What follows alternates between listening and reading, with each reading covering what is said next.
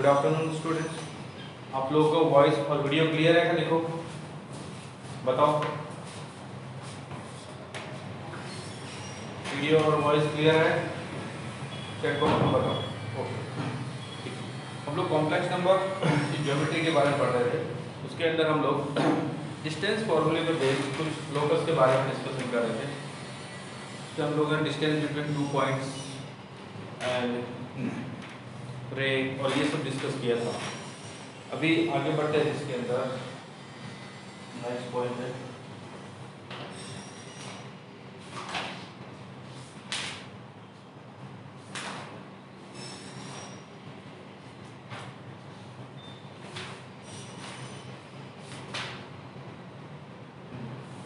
Circle भी हो गया था।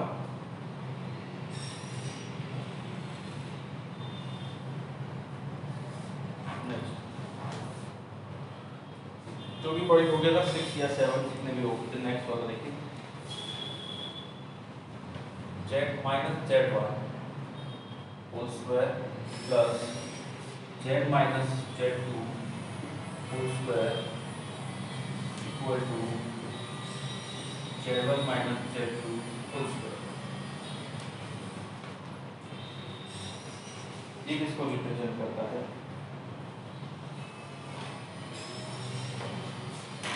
ये किसका लोकस होगा? z, उसको देखो। z1 और z2 दो फिक्स पॉइंट है। ये z1 और ये z2 ये दो फिक्स पॉइंट है। ये z1 आ गया और ये z2 आ गया, दो फिक्स पॉइंट है। अब z एक ऐसा वेरिएबल पॉइंट है, वो इस तरह से मूव कर रहा है, इस z से z1 की डिस्टेंस, ये z माइनस z1, ये पॉइंट ले लो, ये A पॉइंट और ये B पॉइंट, और Z से Z2 की डिस्टेंस मतलब PB की डिस्टेंस, इन दोनों की डिस्टेंस का स्क्वायर है वो AB की डिस्टेंस के स्क्वायर इक्वल है। मतलब ये कह रहा है कुछ ऐसा PA square plus PB square equal to AB square. और आप ये बात जानते हो कि ये क्या होना चाहिए इस केस में? 90 डिग्री एंगल होना चाहिए, है ना? पाइथागोरस लगाओगे तो ये 90 डिग्री होगा। अब z तो क्या वेरिएबल पॉइंट है, वो इस तरह से चेंज होता रहेगा ऐसे, और हर जगह ये 90 डिग्री बनना चाहिए। अब ऐसे पॉइंट का कलेक्शन करें तो क्या बनता है आपको बताइए? ये किसका लोकस है? Semi circle.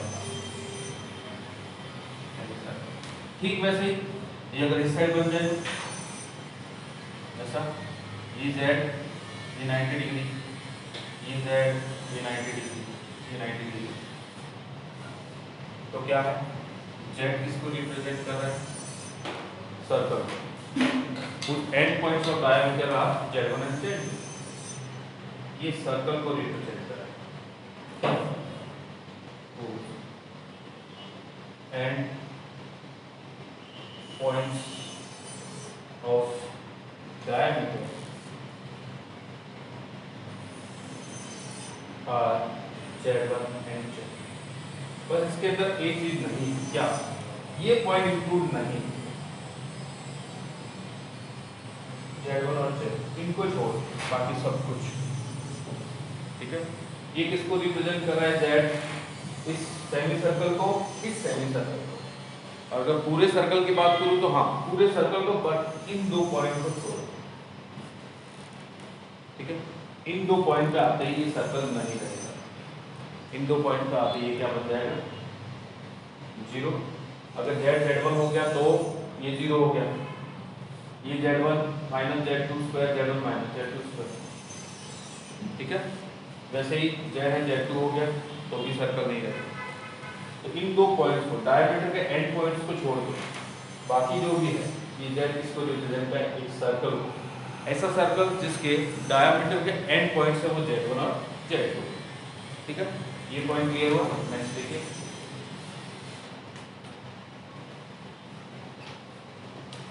Next 7 point, z minus z1 plus z minus z2 equal to k, where k is greater than z1 minus z2। अब आप लोगों को ध्यान होगा मैंने कोनिक पढ़ाया था, तो उसके अंदर इलिप्स के बारे में क्या बताया था, क्लासिकल डेफिनेशन इलिप्स की क्या थी, अगर आपको ध्यान हो तो locus of a point which moves in such a way that the sum of distances from two fixed points is always constant. ये दो फिक्स पॉइंट है C1 और C2, जहां से डिस्टेंस का सम है वो अगर हमेशा कांस्टेंट रहता है, तो ऐसे सभी पॉइंट को कलेक्ट करें तो आपको जो कर्व मिलेगा वो मिलेगा इलिप्स। ठीक है, और ये जो डिस्टेंस थी ये PC1 इक्वल प्लस PC2, ये डिस्टेंस का सम कितना मिला था 2a के इक्वल, और a क्या था, इसके सेंटर से वर्टेक्स की डिस्टेंस, ये 2a है, और ये C1 C2, तो ऑब्वियस है कि C1 C2 की जो डिस्टेंस है यहाँ से यहाँ तक वो 2a से छोटी होगी, 2a is greater than 2c नाम दे देते, ये डिस्टेंस है तो 2c, तो a is greater than c, तो वही तो बताया a is greater than c का मतलब Z1 और Z2 के बीच की डिस्टेंस। तो आप देखिए इस केस में क्या होगा, इस केस में Z1 और Z2 क्या है, Z1 और Z2 वो फिक्स पॉइंट है, ये Z1 और ये Z2, और Z क्या एक ऐसा वेरिएबल पॉइंट जहां से इन दोनों पॉइंट की डिस्टेंस का सम है वो कांस्टेंट रहता है, ऐसा वेरिएबल पॉइंट, चाहे वो यहाँ पे हो चाहे यहाँ पे हो कहीं भी, और इन सभी पॉइंट्स को ज्वाइन करोगे तो आपको क्या मिलेगा, इलिप्स, और तो इस इलिप्स की ये Z1 Z2 दोनों क्या है, फोकाई, वो है Z1 है Z2, ये इस इलिप्स के दोनों फोकाई, और K क्या है, K आपको बता चुका हूँ पहले, K होता है ये जो पॉइंट है इसकी दोनों फोकस से डिस्टेंस का सम, वो किसके इक्वल 2a के इक्वल, और 2 है वो Z1 माइनस Z2, ये डिस्टेंस मतलब दोनों फोकस के बीच की डिस्टेंस 2c, उससे ग्रेटर होता है 2a is greater than 2c, इसलिए बोला गया कि ये कंडीशन लगती है k is greater than Z1 minus Z2 modulus. तो ये किसको रिप्रेजेंट करेगा, Z इलिप्स, तो ये Z बताएगा कि ये क्या है, इलिप्स, इस केस में Z है वो इलिप्स है, और Z1 और Z2 क्या है, Z1 Z2 उस इलिप्स के फोकस है। ठीक है, ये रहा 7 फोकस, किसी को डाउट हो तो पूछिए, अदरवाइज आप स्क्रीनशॉट ले लीजिए और नेक्स्ट पॉइंट देखिए। रिपीट माइस और इलाज, रिपीट, हाँ ये बोल रहा है कि 7 पॉइंट रिपीट करते हैं। देखिए जब मैंने आपको इलिप्स पढ़ाया था तो सबसे पहले इसकी क्लासिकल डेफिनेशन बताई थी आपको, एनसीईआरटी वाले, ठीक है, क्या बताया था कि ऐसे पॉइंट का लोकस है जहां से दो फिक्स पॉइंट की डिस्टेंस का सम है वो हमेशा कांस्टेंट रहता है, ऐसे पॉइंट के लोकस को इलिप्स बोलते हैं। ये पॉइंट है P, इसकी दो फिक्स पॉइंट से डिस्टेंस का सम हमेशा कांस्टेंट रहता है, तो यहाँ पे भी तो वही एक पॉइंट है Z, इसकी Z1 और Z2 इन दोनों से डिस्टेंस का सम वो क्या है, K, ये कांस्टेंट, तो Z का लोकस क्या होगा, इलिप्स होगा। अब इसके अंदर मैंने ये कंडीशन डाल दी, ये किसने डाल दी कि Z1 माइनस Z2 का मतलब दो फोकस के बीच की डिस्टेंस, और K होता है 2a, यहाँ से यहाँ तक की डिस्टेंस पूरी है, तो वर्टेक्स के बीच की डिस्टेंस, ये सेंटर है, तो ये a है वो c से बड़ा होता है इसके अंदर, इलिप्स के अंदर, ये तो आप जानते हैं a है वो c से ग्रेटर होगा। तो अब आपको पता है कि दो फोकस के बीच की डिस्टेंस को 2ae भी लिखते हैं, 2ae ऐसा भी लिखते हैं, और 2a यहाँ पे क्या है, k, 2a किसका काम कर रहा है, a का, तो ये आ गया 2a इक्वल टू k। अब 2ae कितना, दोनों फोकस के बीच की डिस्टेंस Z1 माइनस Z2, तो यहाँ से अगर e ढूंढने जाओ तो ये मिलेगा Z1 माइनस Z2 मॉडुलस कौन, डिवाइड बाय 2a क्या है, k, ये आ गया इसेंट्रिसिटी, ये इसेंट्रिसिटी है इलिप्स की। राज भी क्लियर हुआ आपको,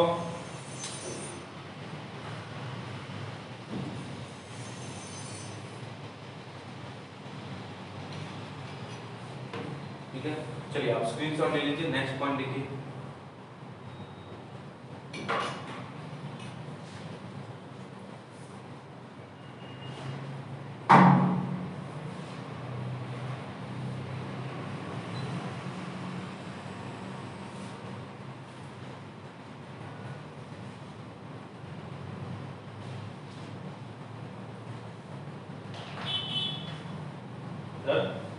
स्क्रीनशॉट डन।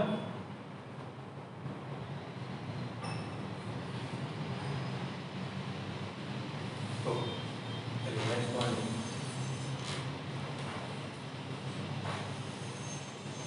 नेक्स्ट पॉइंट है z minus z1 minus of z minus z2 whole modulus equal to k।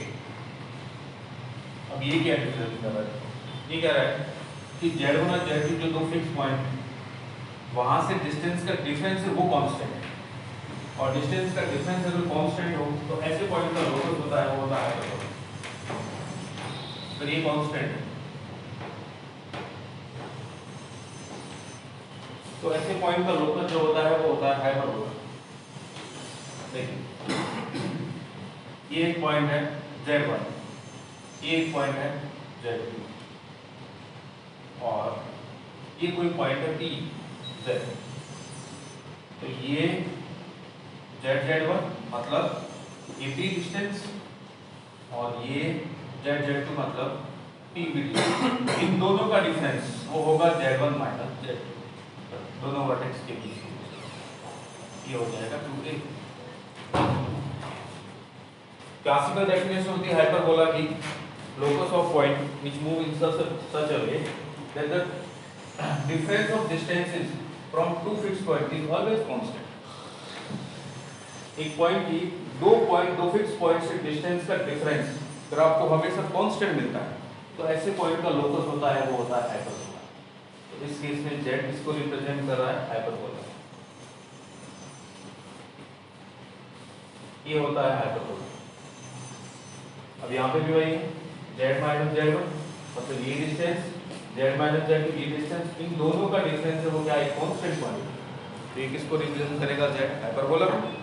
अब इसके अंदर अब यहाँ पर z1 माइनस z2 दो फोकस के बीच की डिस्टेंस z1 माइनस z2, इसको आप 2c भी लिख सकते हो या 2a भी लिख सकते हो। और ये जो डिस्टेंस होती है k, फिक्स डिस्टेंस कितनी होती है? k है वो दो वर्टेक्स के बीच की डिस्टेंस। तो इस केस में जो z1 माइनस z2 है वो ग्रेटर होती है k से। तो अगर ये कंडीशन लग रही है कि ये जो k है, ये जो कांस्टेंट वैल्यू लिखी हुई है वो इन दोनों के डिस्टेंस से छोटी है, तो ये किसको रिप्रेजेंट करेगा? हाइपरबोला। जैसे मान लो ये लिखा हो z माइनस प्लस 3 और minus z minus 6 equal to ये वाली वैल्यू अभी मान लो 9। अब आपसे बोला जाए कि ये हाइपरबोला है या नहीं, चेक कीजिए। आपको क्या करना है, ये दोनों पॉइंट -3 और 6 इनके बीच की डिस्टेंस कितनी होनी चाहिए? दोनों के बीच की डिस्टेंस 9 होगी, 3 और 6 9, और वो इस k से कितनी होनी चाहिए? बड़ी होनी चाहिए। k क्या है? 9, और आपके पास डिस्टेंस भी कितनी आई? 9, तो ये हाइपरबोला नहीं हो, वो इससे बड़ी होनी चाहिए। तो अगर आपको यहाँ पे k लिखा हुआ तो अब z1 माइनस z2 के बीच की जो डिस्टेंस है वो है 9, और k है वो आपके पास है 8, और z1 माइनस z2 का डिस्टेंस ग्रेटर देन k है, तो ये हाइपरबोला को रिप्रेजेंट करता है। तो इस केस में अब ये हाइपरबोला को रिप्रेजेंट करेगा, जिसके लिए दो फोकस होंगे z1 और z2 -3 और 6। अब इसके लिए सेंट्रिसिटी फाइंड करनी हो तो 2a किसके इक्वल है? k के, और 2a इसके इक्वल है z1 माइनस z2। तो ये आ जाएगा e equal to z1 minus z2 और डिवाइडेड बाय 2a मतलब k। ये आ गया आपका सेंट्रिसिटी ऑफ हाइपरबोला।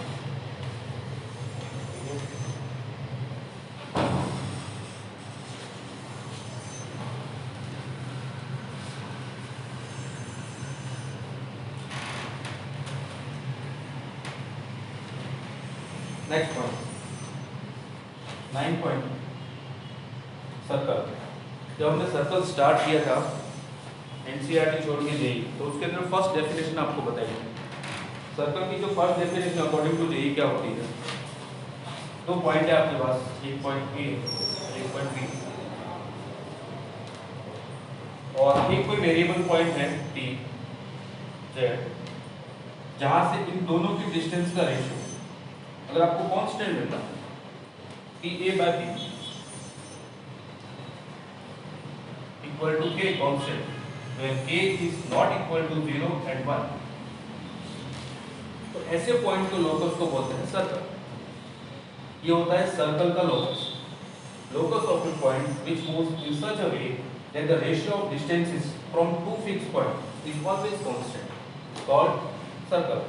ये जेई के अंदर हमने फर्स्ट डेफिनेशन पढ़ी। ये था आपका कोऑर्डिनेट वाला पार्ट। अगर मैं कॉम्प्लेक्स की बात करूँ तो ये वेरिएबल पॉइंट z है, एक फिक्स पॉइंट है z1 और दूसरा फिक्स पॉइंट है z2। तो ये इस तरह से मूव करेगा। तो ये आपका सर्कल है। तो अगर मैं बात करूं इसकी P ऑफ A की z minus z1 on z minus z2 equal to k, where k is not equal to 0 and 1। क्योंकि अगर 1 हो गया P किसको रिप्रेजेंट करेगा, z minus z1 equal to z minus z2 perpendicular bisector. और अगर 0 हो गया तो ये फिर सर्कल को रिप्रेजेंट करेगा, पॉइंट सर्कल। ये सर्कल की डेफिनेशन है। अब इसके अकॉर्डिंग देखिए, अगर मैं पॉइंट की बात करूं, ये P पॉइंट है, अगर ये P पॉइंट मूव करते हुए यहाँ पे आता है, P डैश पॉइंट करते, यही P पॉइंट मूव करते हुए यहाँ पे आ जाता है तो P डबल डैश, ये नेक्स्ट पॉइंट है। ये P डैश पॉइंट इस AB पॉइंट को इंटरनली डिवाइड करता है A:1। तो P dash A by P dash B, ये K बाय 1 इंटरनली डिवाइड करेगा। और ये P डबल डैश पॉइंट जो है वो इस AB को एक्सटर्नल डिवाइड करता है। ये होता है P double dash A by P double dash B equal to K by 1। ये एक्सटर्नल डिवाइड करेगा और ये इंटरनल डिवाइड करेगा, इंटरनल डिवाइड। अब अगर आपसे पूछा जाए दो फिक्स पॉइंट गिवन हो और अगर ये बोला जाए कि ये पॉइंट है वो सर्कल के अंदर है, अगर B point z minus z1 के अंदर, ये जो पॉइंट है ये सर्कल के अंदर है, तो k क्या होगा इस केस में, तो इंटरनल डिवाइड करेगा। इंटरनल डिवाइड करता है तो सेक्शन फॉर्मूला से जो रेशियो होता है वो पॉजिटिव आता है। If first k is positive, अगर k पॉजिटिव है तो B is inside the circle, inside the circle. In case k अगर इस सर्कल के अंदर है यहाँ पे, तो ये क्या करेगा, इसको एक्सटर्नल डिवाइड कर लेगा, P डैश पॉइंट बाहर आ जाएगा। ये पॉइंट P मूव करते हुए इस AB को एक्सटर्नली K:1 में डिवाइड करेगा। और जब भी कोई पॉइंट दो फिक्स पॉइंट को एक्सटर्नली डिवाइड करता है तो सेक्शन फॉर्मूला से ये जो इनका रेशियो होता है वो नेगेटिव आता है एक्सटर्नली केस। तो सेकंड पॉइंट है इसका, if K is negative then point A is inside the circle, then point A is inside the circle।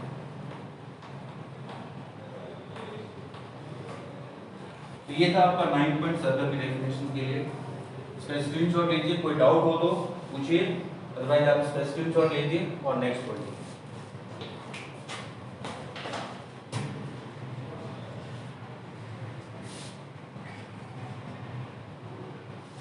किसी को डाउट है क्या?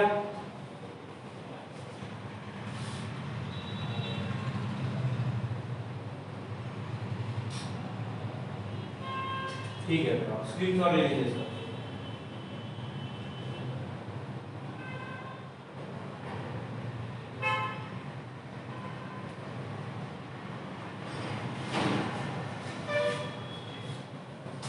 रिवर्स,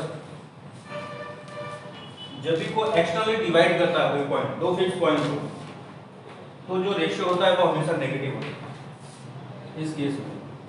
तो एक्सटर्नल डिवाइड कब करेगा, जब ये ए पॉइंट है वो एक P डैश पॉइंट के राइट में चला जाएगा इधर, तभी ये P डैश पॉइंट इसको एक्सटर्नल डिवाइड करेगा। अगर ये यहीं पे है तो ये इंटरनल डिवाइड कर रहा है P डैश AB को, तो इस केस में क्या होगा, एक पॉजिटिव रेशियो है वो पॉजिटिव। समझ आया? क्लियर? ठीक, ओके।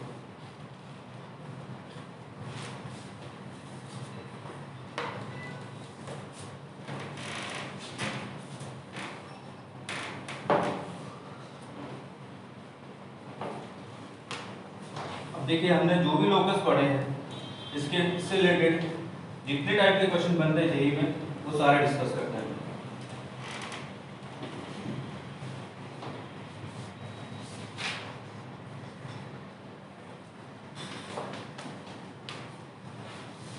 ये वाला क्वेश्चन सॉल्व करने की कोशिश करें। If 2z minus 3 modulus divided by z minus I equal to k, in the equation of circle,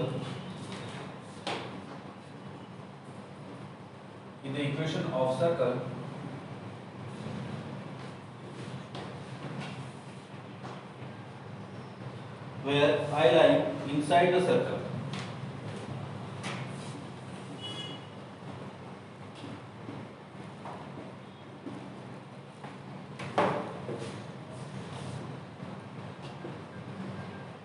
inside the circle,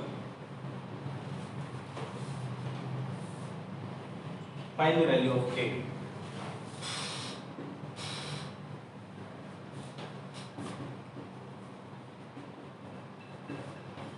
अभी जो कंसेप्ट आपको एक्सप्लेन किया उससे रिलेटेड ये क्वेश्चन। चलिए सॉल्व करने की कोशिश कीजिए इसको।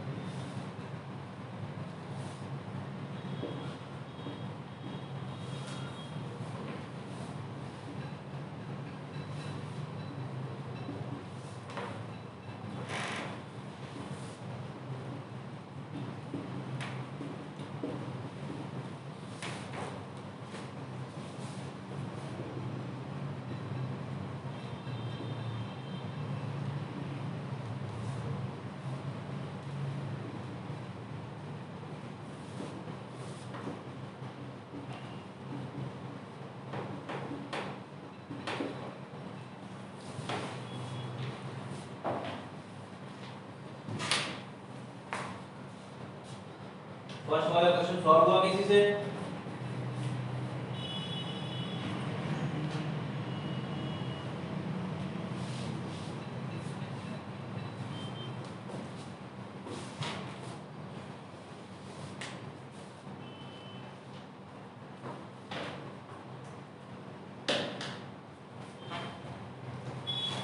चलिए देखिए,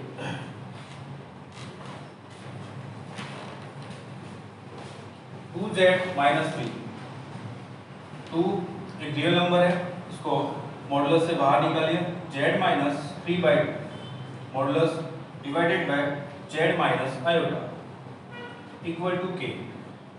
ये k फिक्स रेशियो है।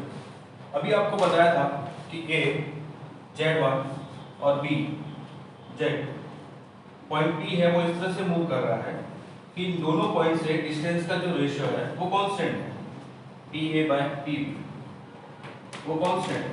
अगर B point inside the circle है तो K इज पॉजिटिव। अब इसके अंदर देखिए, ये आपको ऑलरेडी गिवन है, I है वो इनसाइड द सर्कल, मतलब B पॉइंट है वो सर्कल के अंदर है, तो इस केस में क्या होगा कि K है वो पॉजिटिव होगा। K पॉजिटिव होगा तो यहाँ से K फाइंड करते हैं, z minus 3 by 2 modulus divided by z minus iota modulus equal to K by 2। अब एक पॉइंट A पॉइंट आपका z1 हुआ 3 by 2 प्लस 0 आयोटा, दूसरा पॉइंट हुआ 0 प्लस आयोटा, ये पॉइंट B, ये पॉइंट A हुआ, ये पॉइंट P जो कि z आपके पास। अब देखिए ये k by 2 है, वो क्या है, कांस्टेंट रेशियो है, और आपको ये बोल दिया गया है पहले ही कि ये जो i है मतलब आयोटा वो सर्कल के अंदर है। अगर ये सर्कल के अंदर है तो अकॉर्डिंग टू कंडीशन k क्या होना चाहिए, पॉजिटिव इस केस में। अब हमारे पास k की जगह क्या है, k by 2, तो k by 2 क्या होना चाहिए, पॉजिटिव। ठीक है, अब क्या बनेगा, k by 2 is positive then k is positive. Clear हुआ? किसी को डाउट है?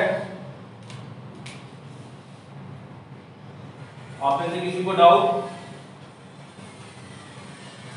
No doubt. चलिए आप स्क्रीनशॉट लीजिए और ये वाला क्वेश्चन सॉल्व करके बताइए। ये वाला क्वेश्चन सॉल्व करके बताइए।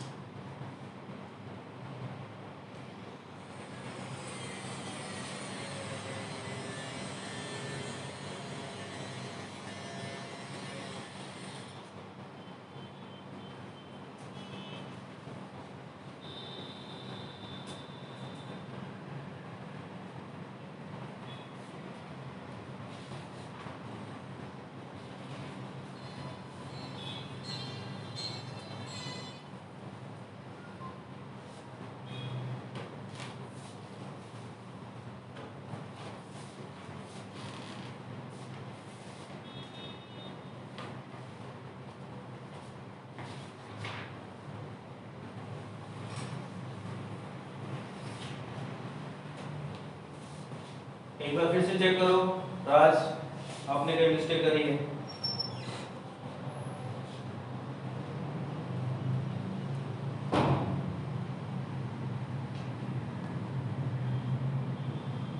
मतलब रोहन, एक बार फिर से चेक करो।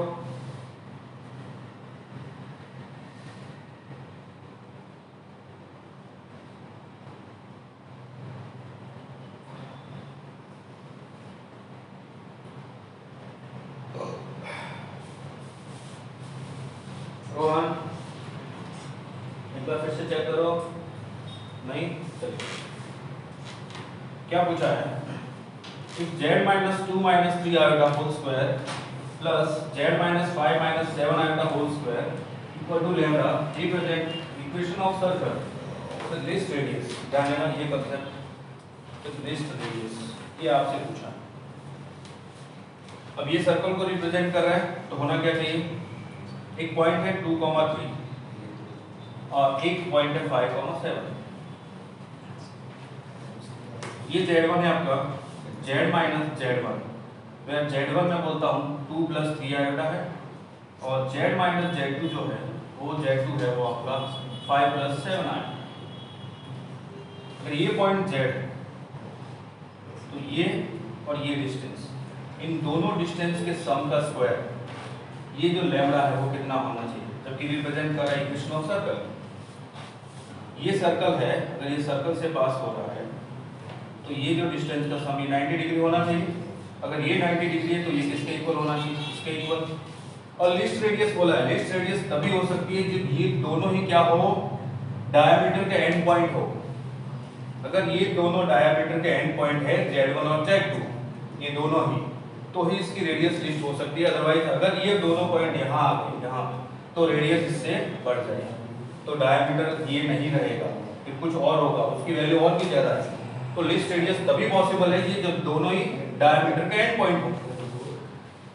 ठीक है, तो ये लैम्बडा किसके इक्वल होगा? लैम्बडा ये z1 माइनस z2 के square, z1 minus z2 modulus का स्क्वायर, वो लैम्बडा के इक्वल होगा। ठीक है, अब z1 और z2 ये रहा, इन दोनों का डिफरेंस देखिए क्या आएगा? 2 - 5 तो -3 और 3 - 7 तो -2, 3 - 7 तो -4 आयोटा, और उसका मॉडुलस उसका स्क्वायर लैम्बडा, इसका मॉडुलस होता है square root of 3 square plus 4 square और फिर इसका स्क्वायर, ये मिल जाएगा लैम्बडा। तो ये हो गया 25/2। तो लैम्बडा की वैल्यू मिली आपको 25। बताइए किसी को डाउट है क्या? 4 लैम्बडा नहीं तपन, ये तूने कहां से देख लिया? तपन 4 लैम्बडा नहीं, 25।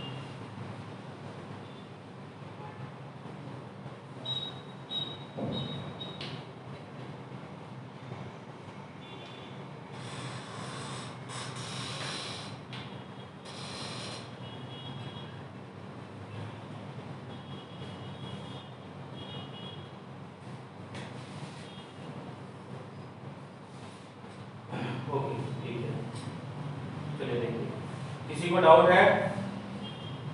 आप में से किसी को डाउट है क्या?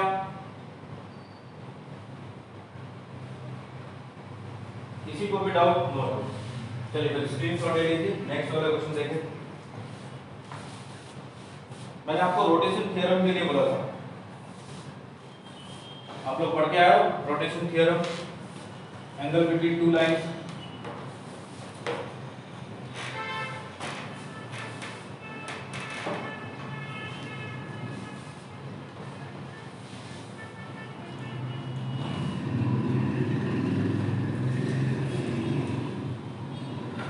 चलिए देखिए, आर्ग्यूमेंट ऑफ जेड का मतलब क्या है? जैसे आप लोग लिखते हो argument of z equal to theta, इसका ज्योमेट्रिकल मीनिंग क्या है? इसका ज्योमेट्रिकल मीनिंग ये है कि ये कॉम्प्लेक्स प्लेन है, इसके अंदर ये ओरिजिन, तो इसको बेसिकली ऐसे लिखा जाता है argument of z minus zero equal to theta. अब इसका मतलब क्या है? जेड माइनस जीरो का मतलब ये जीरो को छोड़ के ये एक रे है जो इस तरह से पास हो रही है कि रियल एक्सिस से इसका एंगल जो है वो थीटा रहेगा, एंटी क्लॉकवाइज डायरेक्शन के। आर्गुमेंट ऑफ जेड का मतलब कि ओरिजिन से एक रे पास हो रही है जो कि रियल एक्सिस से एंटी क्लॉकवाइज डायरेक्शन में थीटा एंगल में, ये इसका मीनिंग है।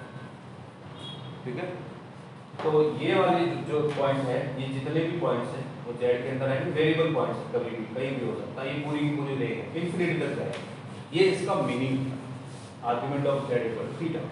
अब इसकी बजाय ये आ जाए argument of z minus z equal to theta, तो इसका क्या मीनिंग है वो समझिए। जैसे मैं बोलता हूँ एक पॉइंट है ए जो कि कॉम्प्लेक्स नंबर z1 से रिप्रेजेंट हो रहा है, एक पॉइंट है p जो कि कॉम्प्लेक्स नंबर z से रिप्रेजेंट हो रहा है। तो ये जो AP जो लाइन सेगमेंट है AP, ये रियल एक्सिस के पैरेलल अगर कोई लाइन, मान लो ये real axis, imaginary axis, real axis के पैरेलल कोई लाइन ड्रॉ करता है तो उसके साथ पॉजिटिव डायरेक्शन में एंटी क्लॉकवाइज डायरेक्शन में कितना एंगल बना रही है वो है थीटा, ये वाला, ये इसका मीनिंग। तो अगर आप इसको AP को ओरिजिन पे लेके जाएंगे, इधर ओरिजिन पे शिफ्ट करते हैं इसको, तो ये क्या बन जाएगा? अगर आप इसको ओरिजिन पे लेके जाएंगे तो ये आप ओरिजिन पे लेके गए, ये इधर लेके आ गए और ये P डैश नाम दे देता हूँ, A डैश और P डैश, इसको शिफ्ट कर दिया इधर। अब P डैश क्या रह जाएगा? Z माइनस Z1 हो जाएगा। समझ में आया क्यों? पहले ये क्या था? Z माइनस जीरो, ये Z माइनस Z और ये Z। जैसे आपने इसको यहाँ से उठा के ऐसे शिफ्ट कर दिया तो अब A डैश किसके पास चला गया? 0 0 के पास, और P डैश अब क्या हो गया? Z minus Z1।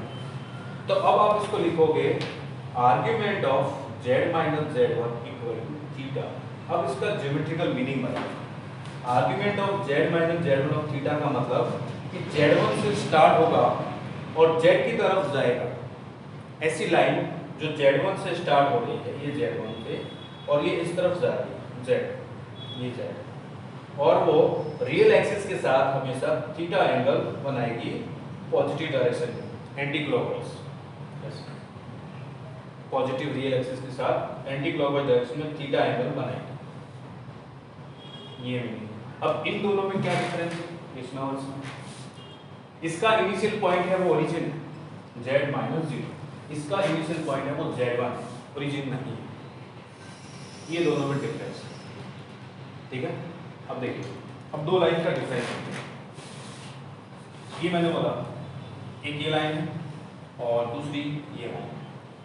अगर ये Z1 है और ये Z2 है, अगर मैं बोलता हूँ ये रियल एक्सिस है और ये इमेजिनरी एक्सिस है, ये एंगल θ1 और ये एंगल θ2, और इन दोनों के बीच का एंगल थीटा है। तो क्या बनने वाला है? देखिए, आर्ग्यूमेंट ऑफ Z1 ये आपके पास θ1 और आर्ग्यूमेंट ऑफ Z2 ये आपके पास है θ2। अब इन दोनों का डिफरेंस करता हूँ, θ2 माइनस θ1 करता हूँ, तो ये हो जाएगा argument of Z2 minus argument of Z1 equal to theta 2 minus theta 1, और थीटा 2 माइनस थीटा 1 कितना है, वो थीटा 1, थीटा 2 माइनस थीटा 1 वो थीटा, तो ये थीटा आ गया। अब आर्गुमेंट की प्रॉपर्टी अगर माइनस में है तो डिवीजन में हो जाएगा, argument of Z2 by Z1 equal to theta. अब इसका मीनिंग क्या है, मैंने आपको पहले इसका मीनिंग बताया कि इनिशियल पॉइंट ओरिजिन और रियल एक्सिस के साथ anti clockwise direction theta angle बनाते हुए प्लेन पास हो रही है, वो Z माइनस Z, इसका मैंने आपको मीनिंग बताया कि Z1 इनिशियल पॉइंट होगा और रियल एक्सिस का थीटा एंगल, तो इसका मीनिंग क्या है, argument of Z2 minus Z1। अब यहाँ पे ये इनिशियल पॉइंट Z1 नहीं है, क्या है, यहाँ पे इनिशियल पॉइंट तो ओरिजिन ही है। यहाँ पे ये बता रहा है कि Z2 ओरिजिन से Z2 और ओरिजिन से Z1 इन दोनों के बीच का एंगल थीटा, रियल एक्सिस के साथ एंगल नहीं, इन दोनों के बीच का एंगल थीटा, वो इसका मीनिंग है। मतलब आपने क्या किया है, Z1 का जो आर्गुमेंट है उसको सब्ट्रैक्ट किया Z2 के आर्गुमेंट में से, तो थीटा मिला। मतलब ये बिल्कुल ऐसा है, ये लाइन जा रही है Z1, ये लाइन जा रही है Z2, तो इनके बीच का एंगल थीटा, इसको ऐसे लिखते हैं argument of Z2 divided by Z1, ये होता है एंगल बिटवीन टू लाइंस। अब मैंने यहाँ पे Z2 लिखा है, अब Z2 लिखा है, इसका मतलब मैं ऐसा लिख रहा हूँ उसके अंदर -0, ये इसके अंदर इंक्लूड है, ऐसा लिखा हुआ मिलेगा नहीं, लेकिन इसका मतलब ये है कि ये ओरिजिन से दोनों पास हो रहे हैं, Z2 भी और Z1 दोनों ओरिजिन से पास। अब एक और केस जिसमें ये दोनों ही ओरिजिन से पास नहीं हो तो क्या होगा, इसको देखो, ये है Z1 और ये Z2, ये Z3 और ये Z4, और इनके बीच का एंगल थीटा, तो उसको मैं कैसे लिखूंगा, ध्यान से, argument of Z4 minus Z3 upon Z2 minus Z1 equal to theta, ये मैंने लिखा इस चीज को। अब ये मुझे कैसे पता चला कि ऐसे लिखना है, Z3 से Z4 जा रहा है ये ऐसे, Z3 से Z4, तो terminal point minus initial point Z4 minus Z3। अब यहाँ पे कौन सी वैल्यू लिखते हैं, जिसके साथ ये एंगल बना रहा है रियल एक्सिस के अलावा, तो ये किसके साथ बना रहा है, इधर Z2 माइनस Z1, इसके बीच एंगल कितना, थीटा। ये है दो लाइन के बीच का एंगल। सबसे पहले मैंने आपको ये बताया, इसका मतलब Z minus 0 origin initial point, हाँ इसका मतलब क्या, इसका मतलब है कि यहाँ पे Z3 इनिशियल पॉइंट है, ये Z3 इनिशियल पॉइंट है, ऐसे जा रहे हैं, और इसका मतलब Z1 इनिशियल पॉइंट है, और Z2 ये जो रे पास हो रही है वो, और Z पर वो वाला पॉइंट। इस केस में Z1 इनिशियल पॉइंट है और Z है वो आगे बढ़ रहा है, ये रहा इसका मतलब। इस केस का मतलब होता है कि Z1 और Z2 इन दोनों के बीच का एंगल और इनिशियल पॉइंट दोनों का ओरिजिन, इसका मतलब Z4 और Z2, ये Z4 और Z2 इनके बीच का एंगल, लेकिन दोनों का इनिशियल पॉइंट अलग अलग है, इसलिए माइनस में ओरिजिन में है Z3 और Z1 है। कि ये सभी केस जो आपको समझ में आए, फर्स्ट केस, ये वाला आपका सेकंड केस, ये आपका थर्ड केस, और ये आपका फोर्थ केस। सबसे पहले मैंने आपको एक रे की बात करी, फिर लाइन सेगमेंट की बात करी, फिर दो रे की बात करी, फिर दो लाइन सेगमेंट की बात करी। ये सभी केस क्लियर है आपको, सेकंड रिपीट करना है, ओके चलिए कोई बात, सेकंड रिपीट करते हैं। सबसे पहले argument of Z equal to theta का मतलब ओरिजिन से एक ऐसी लाइन पास हो रही है, रे पास हो रही है जो रियल एक्सिस की पॉजिटिव डायरेक्शन के साथ एंटी क्लॉकवाइज में थीटा एंगल बना रहा है। ये आर्गुमेंट ऑफ Z का मीनिंग है।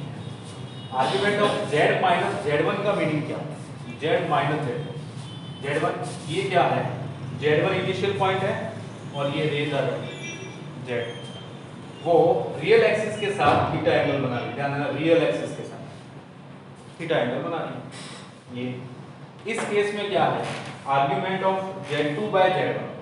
अगर ये जो बाय आता है नीचे, इसका मतलब दो लाइन है, दो लाइन के बीच का एंगल है। डिफरेंस किया, यहाँ पे सिर्फ एक ही रे है, इनिशियल पॉइंट 0, यहाँ पे भी एक ही रे है लेकिन इनिशियल पॉइंट Z1 आ गया। यहाँ पे दो रे आ गई, ऊपर Z2 नीचे Z1 लिखा हुआ, दो रे आ गई, एक Z2 और एक Z1, उनके बीच का एंगल है। और एंगल कैसे चलना है, एंटी क्लॉकवाइज, ऐसे ध्यान देना, ऐसे Z2 आया, लास्ट में क्या आया Z2, पहले क्या था Z1 इनिशियल, ऐसे ऐसे जाना। और यहाँ पे पीछे माइनस में कुछ भी नहीं लिखा हुआ है, मतलब इनिशियल पॉइंट दोनों का 0। यहाँ पे देखिए पीछे -z3 लिखा हुआ, मतलब इनिशियल पॉइंट ओरिजिन नहीं है z3।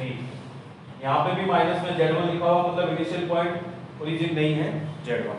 और ये दोनों के बीच का एंगल देखिए, ये एंटी क्लॉकवाइज में चलना है आपको ऐसे, z4 की तरफ है, z2 से z4 की तरफ, तो ऊपर z4 आएगा, नीचे z2 आएगा, और माइनस में वो आएगा जो इनका इनिशियल पॉइंट। क्या ये चारों केस अभी क्लियर हुए आप लोगों के आर्गुमेंट से लेकर? ये चारों केस क्लियर हुए आपको?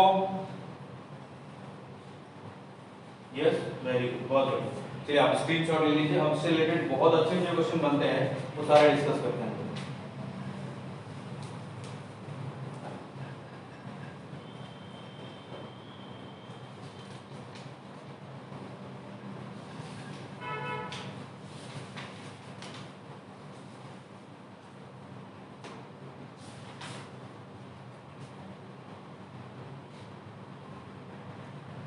Done, screenshot done.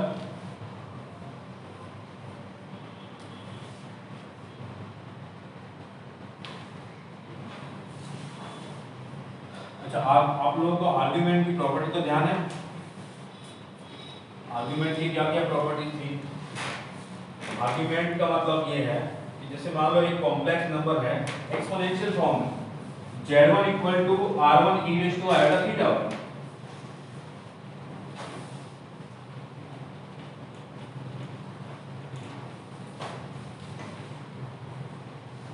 एक कॉम्प्लेक्स नंबर है z1 equal to r1 e raise to iota theta 1। Complex number को इस फॉर्म में भी लिखा जा सकता है। एक दूसरा है z2 r2 e raise to iota theta 2। अगर मैं इन दोनों कॉम्प्लेक्स नंबर का प्रोडक्ट करूं z1 z2, ये मिल जाएगा r1 r2 e raise to iota theta 1 plus theta 2। तो जब भी आर्गुमेंट का प्लस हो रहा है तो दो कॉम्प्लेक्स नंबर का प्रोडक्ट हुआ, ध्यान देना। अगर आर्गुमेंट का प्लस हो रहा है तो दो कॉम्प्लेक्स नंबर का प्रोडक्ट हो रहा है। जैसे ये आर्गुमेंट ऑफ 2z, ये थीटा, इसका मतलब क्या है? इसका मतलब ये ऐसा है, argument of 2 plus argument of z, इन दोनों ये जो कॉम्प्लेक्स नंबर का प्रोडक्ट हुआ है उससे एक नया कॉम्प्लेक्स नंबर बना, उसका आर्गुमेंट थीटा। और इन दोनों का अलग अलग आर्गुमेंट है, वो है argument 2 plus argument of z, वो होना चाहिए थीटा। और आर्गुमेंट ऑफ 2 एक रियल नंबर है, रियल नंबर इधर आता है रियल एक्सिस पे, इधर पॉजिटिव इधर नेगेटिव, और यहाँ पे जो थीटा होता है वो इधर 0 होता है इधर पाई होता है, तो ये तो 0 हो गया, plus argument of z equal to theta. तो ये आपको समझ में आया कि दो कॉम्प्लेक्स नंबर का प्रोडक्ट होता है तो आर्गुमेंट प्लस होता है, या फिर आर्गुमेंट अगर प्लस हो रहा है तो उन दोनों उसके अंदर दो कॉम्प्लेक्स नंबर का प्रोडक्ट हो रखा होगा। अब अगर मैं इसको डिवाइड करता हूँ z1 बाय z, ये होगा r1 by r2 e raise to iota theta 1 minus theta. अब देखिए यहाँ पे क्या होगा, जब दो कॉम्प्लेक्स नंबर का डिवीजन हो रखा है तो उनके आर्गुमेंट का क्या होगा, सब्ट्रैक्शन होगा। तो अगर ऐसा लिखा हुआ है argument of z1 minus argument of z2 equal to theta, इसका मतलब इसके अंदर क्या है, हम इसको क्या लगा सकते हैं, argument of z1 by z equal to theta, ये इसका मीनिंग। अब ये कहाँ से आया, जब दो कॉम्प्लेक्स नंबर का डिवीजन करने के बाद नया कॉम्प्लेक्स नंबर बनेगा, उसका एंगल ये होगा थीटा 1 माइनस थीटा। और अगर आप सेपरेटली कर रहे हो argument of z1 minus argument of z2, तो ये एक ही बात है। यहाँ पे क्या हो रहा है, फर्स्ट वाला जो था आर्गुमेंट, उसमें से सेकंड वाले आर्गुमेंट को माइनस कर दिया, इससे आपको z1 बाय z2 का आर्गुमेंट मिला, z1 बाय z2 का आर्गुमेंट। तो यही आपको बताया था अभी, ये जो मैंने लिखा था, ये z2, ये z1, ये z4 और ये z3, मैंने बताया था कि इसका आर्गुमेंट है थीटा 1, तो argument of z4 minus z3 minus of argument of z2 minus z1 equal to theta का मतलब दोनों के बीच का एंगल, और ये होता है argument of z4 minus z3 upon z2 minus z1 equal to theta. इसका मतलब ये जो z2 और ये z4 इनके बीच का एंगल, z2 और z4 के बीच का, z4 का आर्गुमेंट है उसमें से इसको सब्ट्रैक्ट किया गया है, तब जाके ये आर्गुमेंट बना है। ये आर्गुमेंट की कुछ प्रॉपर्टीज थी। अब इस पर भी एक क्वेश्चन करते हैं, बहुत ही अच्छा क्वेश्चन है। क्या पूछा है आपसे, if a complex numbers Z1 Z2 and Z3,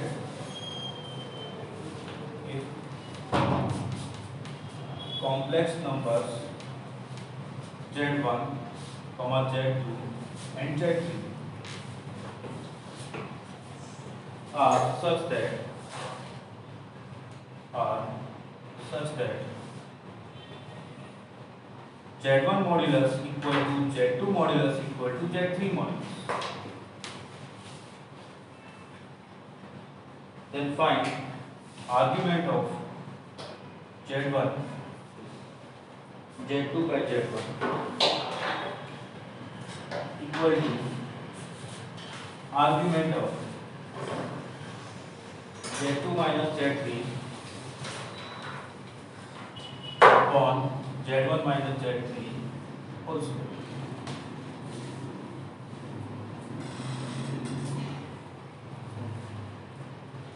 इसकी वैल्यू माइनस इस वॉट की वैल्यू क्या होगा? चलिए ये आज के लिए लास्ट क्वेश्चन है, सॉल्व करके बताइए।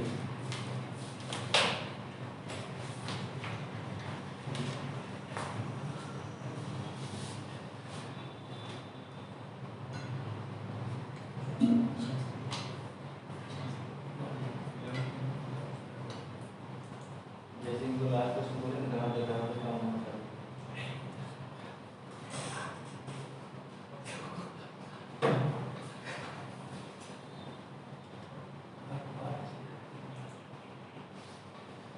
हाँ देखिए, इसको डिस्कस कर लेते हैं।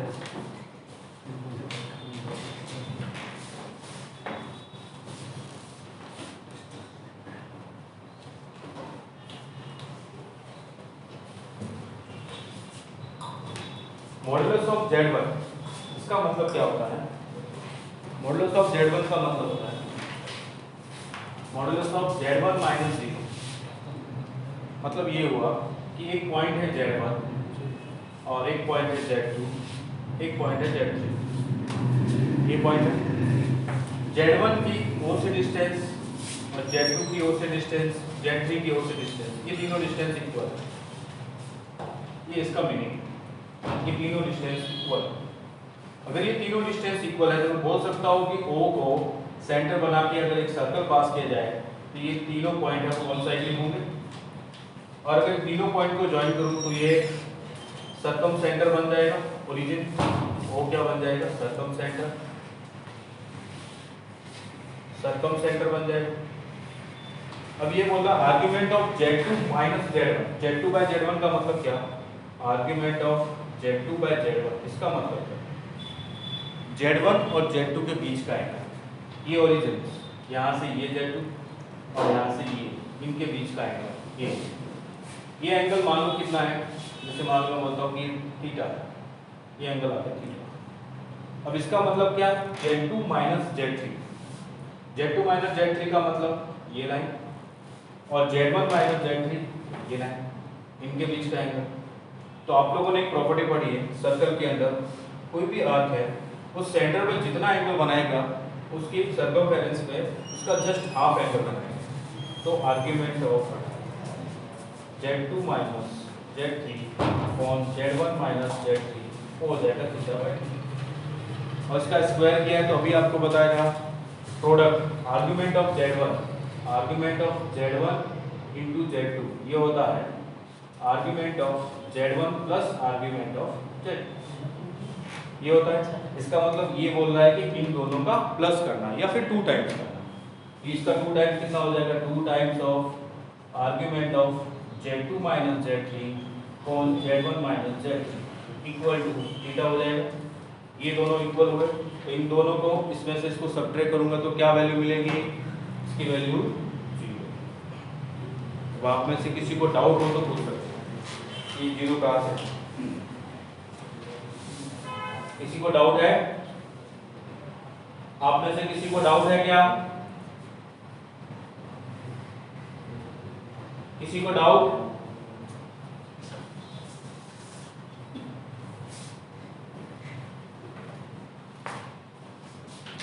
आप में से किसी को डाउट है?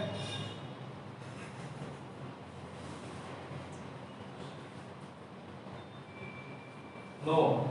चलिए आप स्क्रीनशॉट ले लीजिए और आज के लिए इतना ही, बाकी नेक्स्ट कल से आगे करें।